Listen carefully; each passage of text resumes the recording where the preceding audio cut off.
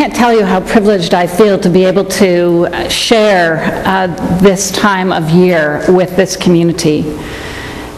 And I should have included in the sharing time perhaps my lament for my colleagues who are not in communities like this, who have studied at the same places that I've studied, who have read the same books I've studied, who hold beliefs similar to my beliefs, but don't have a community with which they can share them, and who find Christmas and Easter and those significant Christian times of the year particularly heavy on their hearts. So as I walk into this time of sharing my thoughts with you, I'm thinking of the calisthenics that my colleagues are doing as they try to share their thoughts with communities that may not be as open to their beliefs as you have been to mine. So thank you for that space.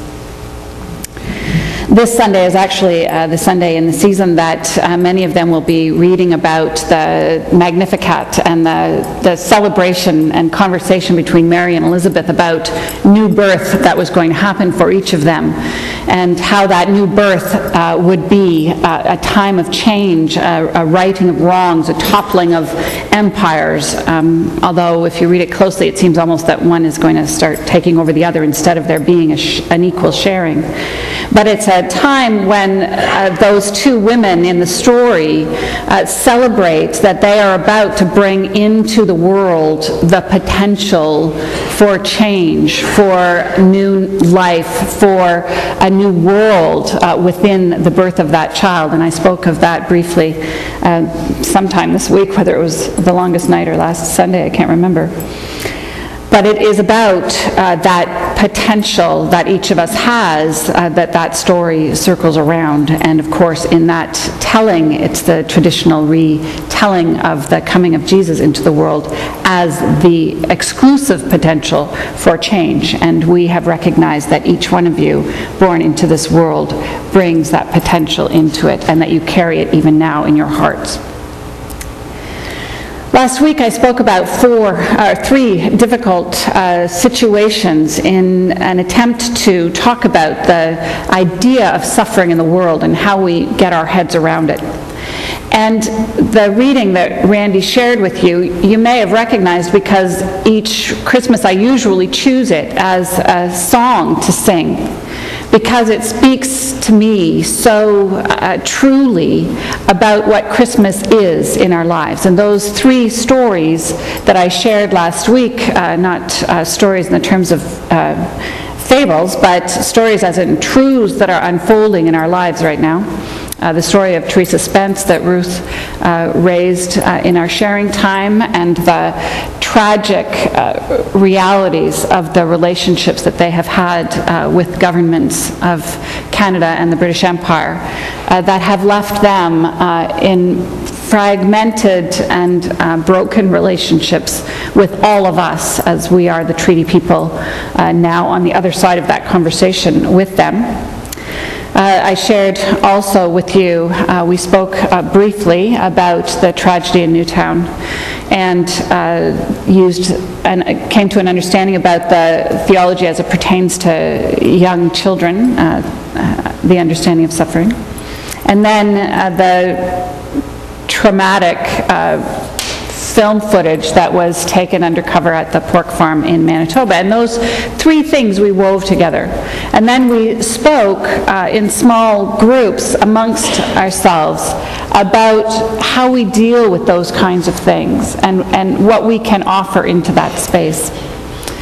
And that's the story of I Heard the Bells on Christmas Day, when Longfellow was sitting, writing, thinking about Christmas and how down through history it has been this time of joy and beauty, and the bells have rung out. But as he was writing that, Civil War was taking place in the United States. And the tragedy and trauma and horror of that overwhelmed him and was far beyond what he could think Christmas could possibly be about. And his despair opened up in that song. And he speaks about the cannons. And if anyone has read anything about that war, it was a torrentially horrid time when lives were being lost at an incredible number. we've distanced ourselves pretty much from the concept of war, and we haven't, for 200 years, really been fighting it in our land. We haven't seen it in the first-hand situation. And so to hear the bold truth of his words, of Longfellow's words, it brings home to us that that kind of horror can happen here on this continent as well as elsewhere. But more importantly is his final verse, where when he hears those bells, when he finds himself in the moment, as Randy might have said, where the fears and of what might happen in the future, which are grounded and properly based in what's happening in the here and now, but when the moment of the here and now can actually compel our vision to something else. And Longfellow did that. He opened himself up to what those bells might mean for him, and we have taken that message that he has given and incorporated it in our message. Love is not dead. It has something to offer us, and we something to offer it, and we to carry it into the world and make the world a better place. If you could bring the next slide up for me, Florence. Babette sang this beautiful song, and I wanted to place before you the words. Don't tell anybody I did this, it's probably impinging copyright, but I'm sure David Foster would be very pleased that it was happening in this context, however. But these are the things that the song that David Foster wrote in the song that became his grown-up Christmas list. Recognizing that, as kids we all had lists, and even now, when my kid phones and says, "Okay, Mom, what do you want for Christmas?" I have to come up with something, because I can't ask for this and expect to get it under the tree. It's not going to happen. But these are the kinds of things that galvanize our hearts. And these are the kinds of things that sit in the middle of that trauma and tragedy that Longfellow sat in the middle of as he was pondering Christmas and what it meant. The fact that lives continue to be torn apart, and I think that really reigns through the entire verse, because every situation is about lives being torn apart. And that they continue to be torn apart, yours, mine, ours, around the world, in a variety of contexts and in a variety of ways, is one of the great laments of the human existence. And not just at Christmas time, but throughout our lives. We count it more specifically, I think, at Christmas, because we feel that pain, as Longfellow did, in contrast with what this time of year is supposed to be about. It's supposed to be about peace and hope and joy and love and all of that beautiful, glittery feeling of wellness and hope. But as he sat at that time, facing a country ravaged by war, hundreds of men constantly clashing with one another and killing their brothers as they did it, we sit and see too, as did Longfellow, that lives continue to be torn apart.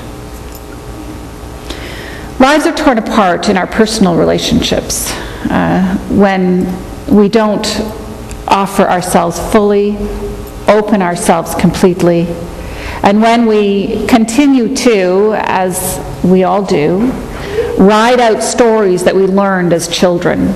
We get on the same horses and they gallop in exactly the same direction. And we find that we're not anywhere even near where we thought we were headed. As children, those horses were really important because they saved us from really bad situations. They saved us from being humiliated by a parent who constantly humiliated you, or from being bullied at school. They saved us from being the youngest child in a family of 9 and having to cope with all of that, or the only girl in a family of boys. All the ways that we learn to cope with these things, which are perfectly normal in some people's lives, but that end up being tragedies in ours, those are the horses that we jump on and gallop off into whatever direction we head off in, leaving behind the person who loves us and is struggling to understand us here as we're off somewhere on the horizon. Lives are torn apart when families come to realize that The truths that they knew and that they built their relationships on no longer hold and no longer hold them together. And so despite the fact that partners go on to rich and meaningful lives beyond those relationships, the dreams that built the relationship to begin with and those that held to those dreams continue to be harmed and hurt by them, the dreams never coming to fulfillment. And so lives, again, are torn apart. And lives are torn apart when governments continue to ignore whole portions of their communities, be it the Aboriginal community with which the government is in relationship but cannot hear what's being said, or in other countries around the world where rights are not extended to lesbian and gay people, or institutions where rights are not extended to women. All of those places where hopes and dreams and what it is that we want from our life turn to dust because we are dependent upon those around us to make those dreams come true, and so lives are torn apart. There are so many ways in our own lives that we can feel the fracturing of those things, through loss, through a loss of trust, through a lack of hope, through the absence of someone who can hold and support us through a difficult time. And so this tops David Foster's lists, and I think it tops Longfellow's list, and it certainly tops my list, that no more lives would be torn apart. And here's where Thursday night comes into play, because those of you who are here will have received one of our candle wick bracelets to remind you that you are the light of the world. The light comes into the world at this time, and it was December 23rd, 24th, because that was just when they figured out that, oh, it is getting lighter for a longer period of time. But it was always related to the solstice. Someone posted on my Facebook page that secularists are starting a human light festival that they've been doing now for about 10 years. And, you know, the whole concept of human progress has a few kinks in it, so I'm not going to go there quite yet. But our recognizing and celebrating that life comes back to us, that light is within us, that we have it to offer to the world, I find that just so inspiring. And so these candle wick bracelets, and I still have some here, these candle wick bracelets that we wear, some of you take them off because they're not particularly attractive, but some of us wear them all year long to remind us that we are, each of us, the light of the world. And as I spoke in the sharing time and mentioned that we don't know where people are in their lives, we don't know what they're going through, we don't know what they've experienced in the past 5 minutes or the past 5 years that has them in a context we would never want ourselves in. In that moment that you run into that person and don't know any of that, you get to be light. You get to be a joy to them. You get to be part of that potential that you were born into the world with. You get to be light. I can't think of anything that might go further toward healing those lives that are torn apart than a whole world of people who see and know and understand themselves as light. So that when lives fall into fracture, when lives are torn to pieces, when relationships break down, when people die and our world changes completely, there would be this whole phalanx of people waiting there to be light to you in that moment of darkness. I see each one of you as that. I see each one of you as the possibility for light in someone's life. You know that you are. And so as we draw our Christmas services to a close with this last Sunday before Christmas, go with that, as we've gone with all of our services, I hope, recognizing and seeing your potential for greatness and beauty, for making this world a place that is so much more than it was before you were born, making it your world and shine with your light in it.